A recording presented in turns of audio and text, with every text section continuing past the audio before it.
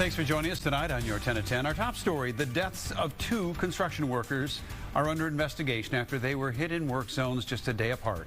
One of them on 35W in Burnsville yesterday, another on Highway 610 in Maple Grove today.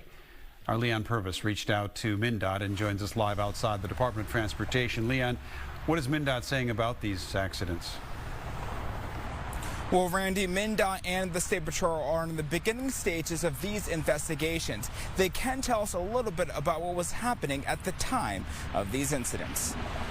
The first crash happened Wednesday morning in Burnsville. A worker died after being hit in the construction zone. It happened at southbound I-35W near Highway 13 and Exit 2.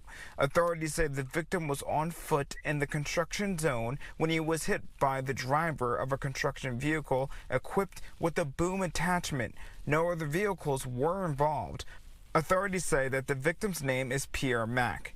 In online tributes, friends say he always had a smile on his face. In the incident Thursday, authorities say a contractor was killed after being hit by a dump truck in a construction zone. It happened just before 2 p.m. on Highway 610 in Maple Grove. And investigators say this worker was also on foot when he was hit. Police tell us no other vehicles were involved.